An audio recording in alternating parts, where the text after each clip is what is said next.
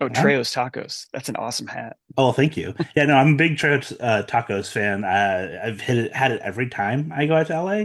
It's just always one of my go-to stops. It's good. I Uh, think I finally had it this year for the first time. there we go. Well, Michael, thank you so much for speaking with FandomWire today. You have two awesome films this year, but just in general, you've had a very storied career. A lot of things that our audience loves. I mean, you've worked with Christopher Nolan. You've worked on a lot of Seth Rogen comedies that I found really funny. You worked on Dune. So kind of what was the road that got you onto your movies this year, K-pop Demon Hunters and Nuremberg? The definitely very different roads. The Yeah. K-pop happened because the it's actually the first time I've worked for Sony Animation directly, and I've Hmm. worked on some other animation movies, and it's like a relatively like small group of people that make these. So a couple people on K-pop, got recommended me by them, and my basically my name was thrown into a hat. And so I got a chance to have a meeting with them, with the filmmakers, and I think my music background actually helped that one a lot. And just a lot of the ideas they brought up, and some of the ideas I brought up were very much like kind of in the same vein of Yeah. thinking about things. And Nuremberg was because of James, the director. Yeah, I'd worked Vanderbilt. with him once before, and just kind of, on a personal level, very simpatico, and certainly on a creative level, very simpatico. And it was just great to work with him again. I mean, I think he made a really, really great movie, but Hmm. he would make anything. I'd be happy to work with him. Well, and you mentioned that you have like a musical background. Obviously, K-pop has been emerging over the last 15 years in America, but was it something you were very aware of when you first joined the project? A little bit. I mean, certainly I actually listened to K-pop music Hmm. before I even knew about the movie, just for the because I like checking out good mixes. I like checking out good production, Yeah. and just random, because I'm into different music. Instagram. I hate when the algorithm works, but I get these kind of K-pop clips, and through the years, I've put K-pop songs into movies, Hmm. and I just kind of did a little bit of a deep dive. So it's just nice to know that genre. But I actually, strangely, I listen to things because the mixes are really good. I listen to all kinds of music just based on, I feel like I can learn something from what people are doing, either with a genre or with like a song. I mean, that makes sense. And you're also having to integrate so many elements that I think K-pop songs kind of already do. It's not ever just music. It's also, sound effects and a bunch of other really cool things. And I can see why that would appeal to a sound designer. Yeah, there's a lot of layered production. Hmm. And there's also a lot of there's I keep using this word sheen, but there's something about when something is dynamic and dense at the same time. I mean, the song that I listen to a lot just because it's fun, but I actually didn't even realize this was K-pop, but Psy's song, Gangnam Style. I Oh didn't yeah, realize of that was course. Yeah. considered. I know now, but at the time I put it into This Is the End, Yeah. the Seth Rogen movie. Yep.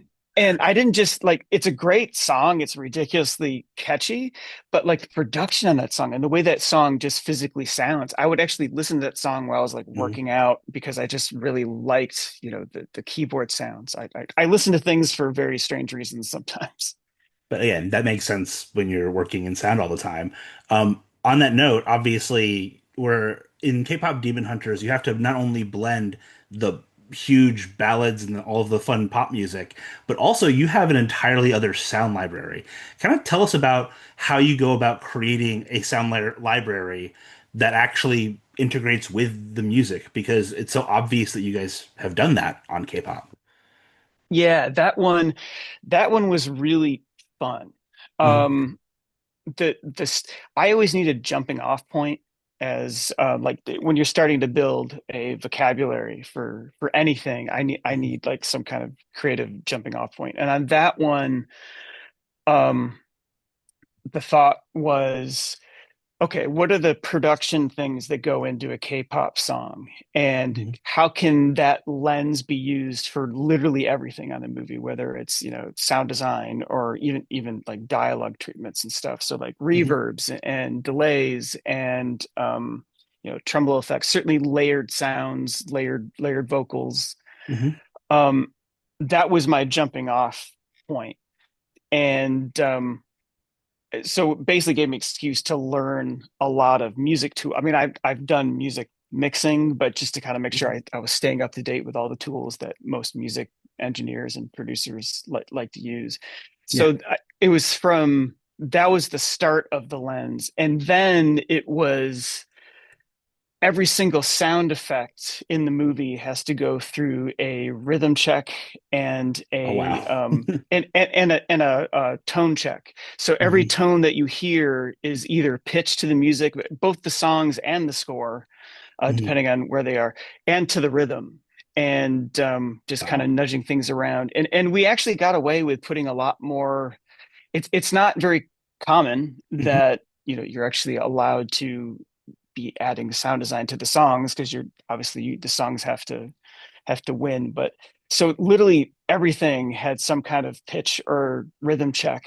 Even if there wasn't music going on, there's a certain like rhythm and this That's was actually awesome. part of Yeah. when they're cutting the movie together too. So that was the lens of looking through everything, which to me is a huge challenge in Mhm. heaven at the same time. Well, was there ever a point in time when you were actually working with the songwriters to make sure that your sounds would match and play with the music, or was that everything Not under with the that? songwriters, but Yeah. with certainly the main producer, Yeah. Ian Eisendrath. He was really the final signer offer of everything Hmm. as far as the songs went, and it also I got to work closely because of Ian Hmm. Eisendrath. I got to work with Curtis, who was the song. He mixed all the songs for Hmm. the certainly for the album, and also he mixed all the songs for the movie. So when he started, splitting things out so we could put in the Atmos and have, be theatrical with it and be cinematic, there was actually a bit of a technical challenge to Hmm. to make sure. Like I actually had to rebuild the mastering chain that he uses for the stereo recordings into Atmos, and that's actually we used that mixing live, which is I don't think has happened too often, and Yeah. possibly with good reason. I learned after we were figuring it out. But so that was a really cool chance. But Curtis, what was really cool about working with the actual song mixer is that he mixes within Pro Tools like I do, and I could turn around and say, I really, really like this delay effect that you're using, or I really like this, chorus effect you're using. What are you using? And I would take it and actually, use that again on the songs in the movie, but like build it for more of an Atmos space, and using some of those treatments on some of the dialogue treatments, like all the demon voices that Rumi has, and some of that. Some of those treatments are some of the same things that they're using on the songs, or I guess we're all using on the songs. Well, And so that kind of crossover is not very common.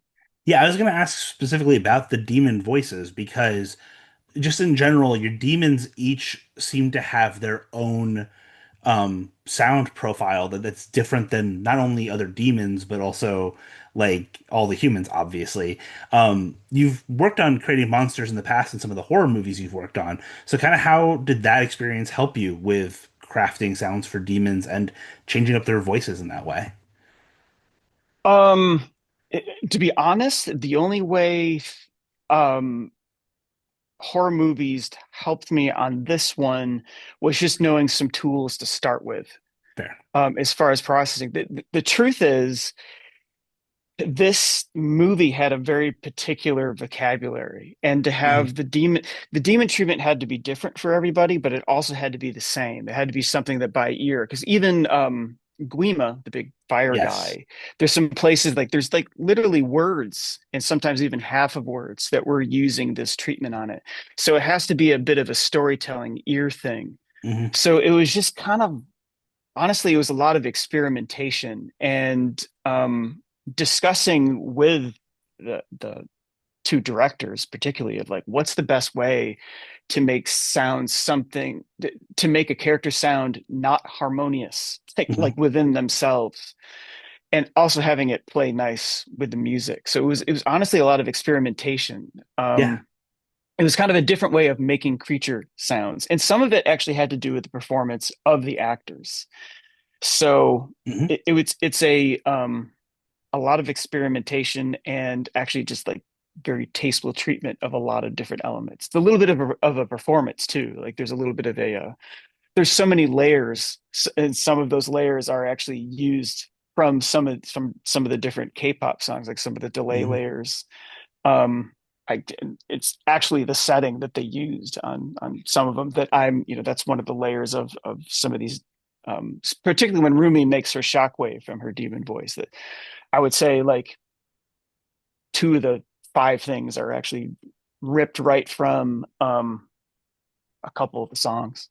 Oh, that makes a lot of sense actually, especially because everything feels so ingrained with itself or so fluid that I can see how you could do that. Another. I've never worked in anything where so many, like every department is so intertwined, at least sonically. Like I can like dialogue, music, sound effects, etc. Like I call Mhm, those departments. Like that, I don't think I've worked on anything in my career where literally everything has to, work together, and you're communicating with the people. The mhm. sounds are coming, like they literally all have to work together. Well, and the other thing that I love so much about K-pop Demon Hunters is obviously you guys are able to still infuse it with an anime and cartoonish comedy that like people are used to in like Sailor Moon. And your sound helps generate laughs.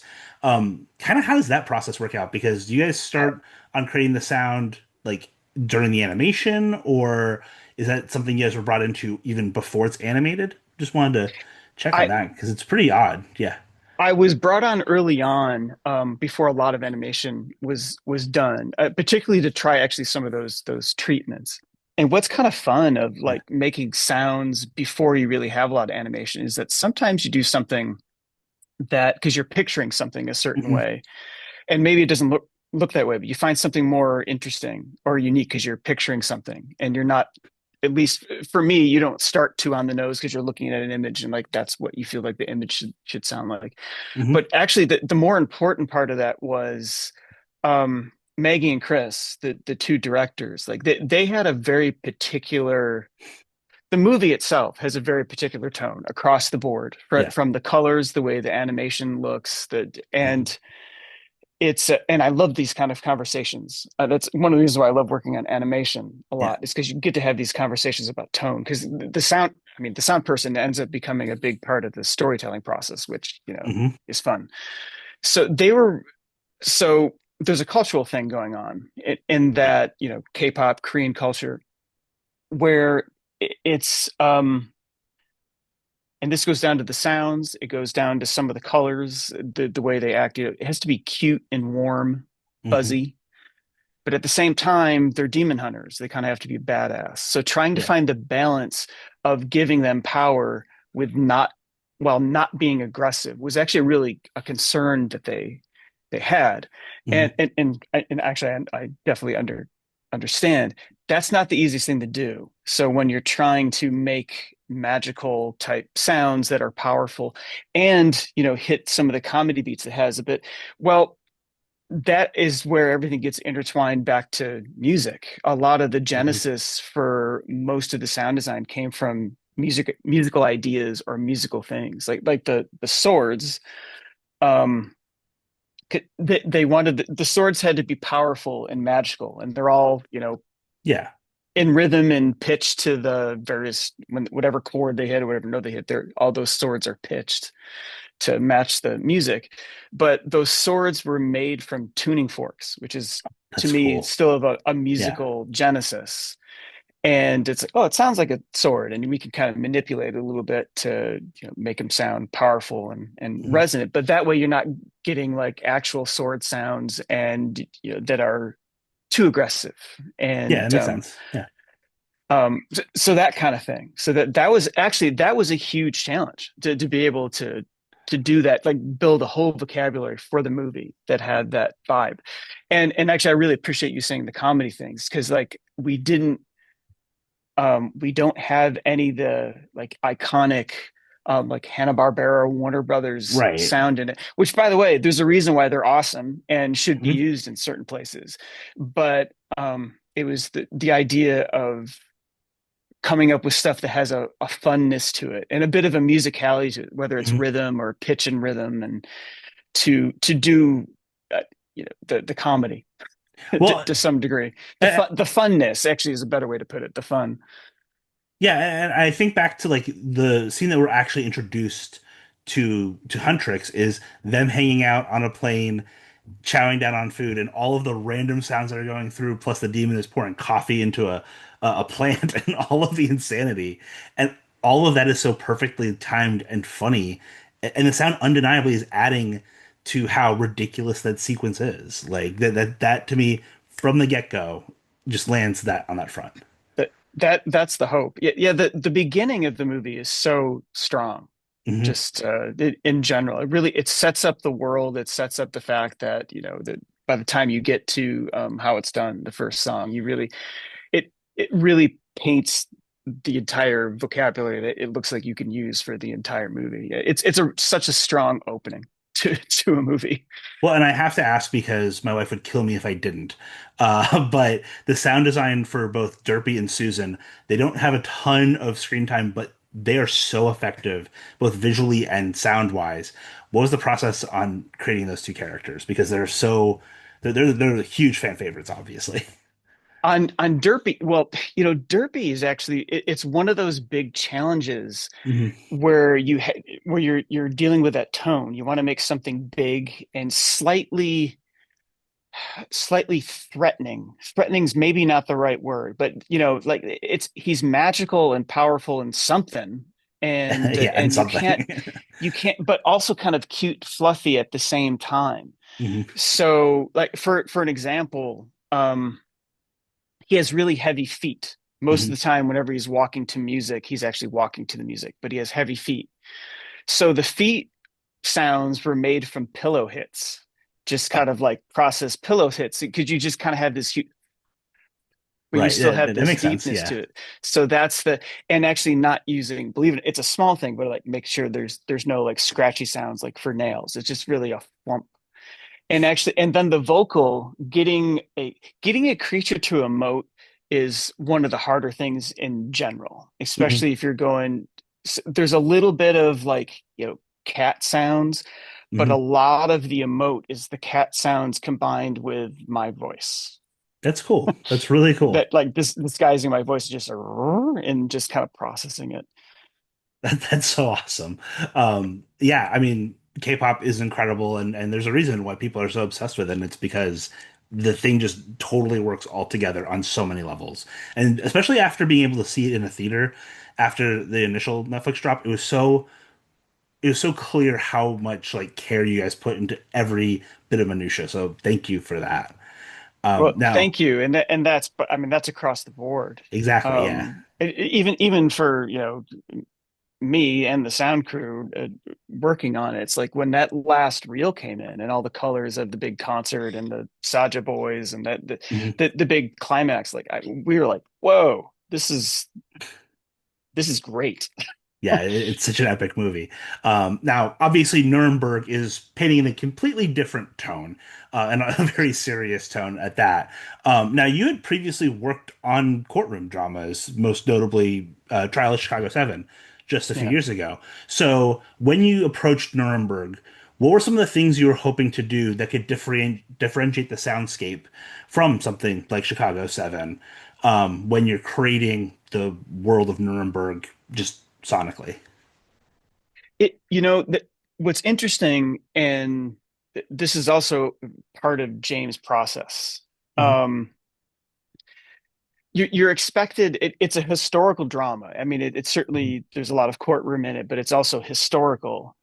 Right. And so that one, the conversations I had with James that were the most important, and certainly the ones we had at the very beginning, none of them had to do with being historically accurate.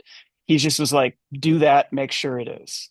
So like all the Okay. vehicles are, even down to like the stenograph machine. I bought one of those stenograph machines that you see in the courtroom, Wow. and so that's all there. The bigger issue was like I just wanted to talk to him about the performances actually, Hmm. because the, the story is true. There were real relationships that were forged between Dr. Kelly and a couple other psychiatrists and all the Nazis that were on Nuremberg. Hmm. And there's a lot of one of the successes of the movie, I think, is that it really does a good job of, first of all, changing tones. It's not the darkest movie in places. I mean, certainly No. it gets to the Yeah. literally the darkest of the dark. There's places where it's like, I don't you can't get darker. But also the fact that you successfully have it not be as dark for Hmm. some of it was actually fantastic. That combined with, but particularly, Russell and Rami's and Yeah. Michael Shannon's performances, I just started. It just made me want to keep asking him questions about what we were thinking when you did this part, and because they do a really good job of. Here is my jumping off point. Is my Hmm. long way of putting this. I noticed that particularly Goring, he's a complex character. He's a narcissist, but he's also human. So Right. you're flirting with this line of making someone who did horrific things and is responsible for horrific things for being you don't want to be you actually don't want to be sympathetic, but you're making them human. He did an amazing job having, being a human Hmm. in this and not just being strict evil. Right. And but at no time in all the relationships that those three characters have, they all have very strong agendas, but they aren't manipulating each other, Hmm. I think. So I took that as kind of and like one of my long drives home, I wanted that became kind of like a benchmark Makes of, sense. Yeah. it can't feel like the audience is being manipulated either, with the sound and or the music. And there's a lot of things in the movie that we were actually playing with tone, as far as there's certain sound, Hmm. there's some serious like immersive sound design, whether using a lot of dynamics or even like reverbs in the courtroom have a character. There's the court James wanted the courtroom to breathe because it actually was a bombed out husk of a building. Yeah. And so there's that going on when it gets really dark in their cell. It's there's some like deeper, tones going on. One of my favorite scenes there's a lot of great scenes, but one of my favorite scenes in the movie is when Judge Jackson meets Dr. Kelly out in the stadium and Yes. basically gives him the That's a great pitch. scene. Yeah. Like just it's there's a really it took a while to get this too. Hmm. There's a vibe to that wind. There's a vibe to how the wind encapsulates them and doesn't distract. So there's actually a Hmm. lot of that going on through the entire movie without distracting their performances is the hope. And kind of following what their like little things with their performance, and was the challenge. And the other part of that is there's no hiding. And I think like Brian Tyler, the composer, had the Hmm. same thing. And um, going out of tangent a little bit, but It's the okay. scene at the train station where Yes. he's about to leave and Howie admits that he's a Jew. That is a scene. The first time I saw that scene, I had a big concern about it Hmm. because there's a point where the music comes in, Hmm. and while he's telling his story, and as well as that scene is acted and the and shot, I was like, man, if you feel a music cue come in, suddenly we're in melodramatic territory, and that's Hmm. bad. Yeah. And I think we managed to achieve. There's basically this floating thing that happens for a really long period of time, Hmm. where elements in all the background sound are kind of going away and then very gradually being replaced by different layers of Hmm. what the score is. So there's at no point do you feel like music cue come in, and you're just Hmm. kind of there's a point where you're just kind of floating. because you're so locked in on them, but everything around you starts to float. And that to me is that's what making movie like sound for movies is kind of about. And I was gonna say that is, in my opinion, the single best scene in the whole movie. So I definitely understand exactly what you're talking about with the vibe that you're just like, it's like you're watching something you're definitely not supposed to be there for, an admission and a frustration and a sadness. And Leo Woodall is absolutely crushing that scene. And And by the way, I haven't said this to anyone. yeah, I'm going to admit this. I did. They had to tell me when I was on the final mix. I don't know why I wasn't paying mhm, attention to this, but I didn't know that Leo Woodall is British. yeah, Um, yeah, his accent that he does, it's like is the John. American GI accent is so good that Hmm. I just wasn't thinking about it because I was Hmm. just like, looking at the story and mixing and all that kind of stuff. So that is amazing. Well, and I was going to ask you actually about that. You have a lot of actors that are using accents. I've always wondered, as a sound designer, how do you approach that? Because are you using the source audio from on set, or is there a lot of ADR involved in capturing that? Because it feels like that would be very difficult in either direction. Well, actually, you just hit on something that was the biggest challenge of the entire movie Mm-hmm. was that the production sound people did an absolute amazing job capturing all these performances and the Hmm. I had issues when I was doing dialogue pre-dism this that I think every trick I've learned in my entire career I've had to use on that movie. It's the most time I've ever spent pre-dubbing dialogue because they did an amazing job. And at the same time, they shot this movie in 2024, and it's supposed to be a historical drama. And Yeah. James really wanted each location to have a character to it.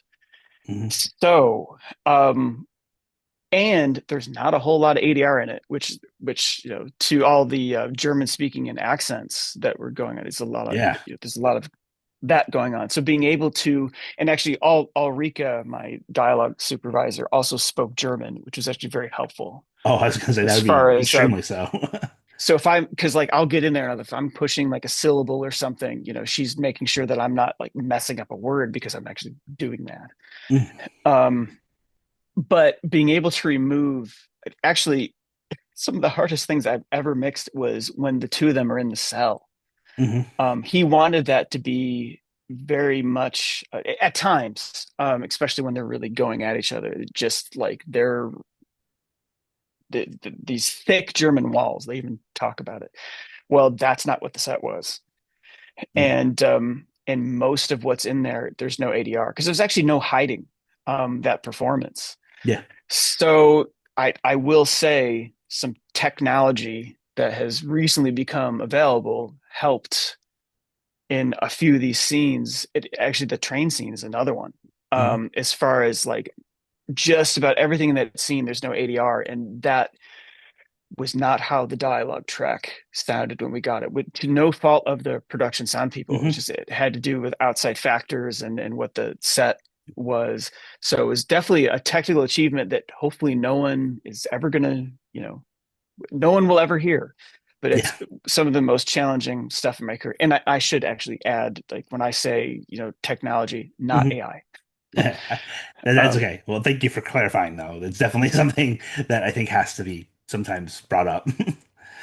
Yep. Well, hey, yeah, thank you so much for your time, Michael. I really do appreciate it because both your movies this year are amazing. You have this incredible filmography. What do you have coming up next? Because thank you. I do know you have one really big project that people are definitely very eager for coming to Netflix early next year. What are some of the other things that you have on the horizon? The I have a couple things that I actually can't talk about. There's one I'm working on Mhm. now that I probably can't. That's Um, fair. I would love to, but it's a I'll just say it's a huge creative challenge. Mhm. Um, I do know that I'm going to be mixing the next Hunger Games movie at some point Wow, next that's year. exciting. But I don't. Are you referring to People We Meet in Vacation? I am referring to people being on vacation. That My it, wife is so excited for it. When I saw it was on your IMDb, I was like, I have to at least ask. well, you know what? I'm going to say this as a fan of the movie now. Hmm. I worked in that movie literally I started the mix on it literally the like day after I delivered the final elements of K-pop. So that was just kind of like it was a change of pace. And it's a very sweet movie. Um, it's a really good movie. I really really enjoyed it. Hmm. It's not the typical rom-com.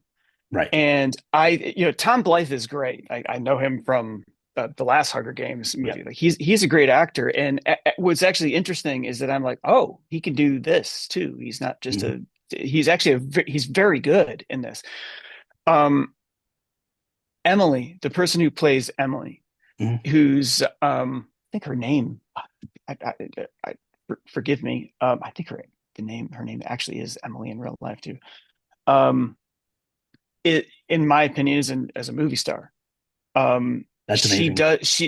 Any actress, and this is a little, this is just the sound guy talking, but Hmm. I think any actress that can do comedy and drama, like a Sandra Bullock, Yeah. she's got that, and I just think it's a very very sweet movie. Well, I'm very excited for it. I know a lot of other people are very excited for it. Well, again, thank you for your time, Michael. We really appreciate it. So Um, great to talk to you. Yeah. yeah. And best of luck over the next few months. Hopefully you'll hear your name called out at some pretty big ceremonies. So, Thank you. Yeah. Well, preach all that. right.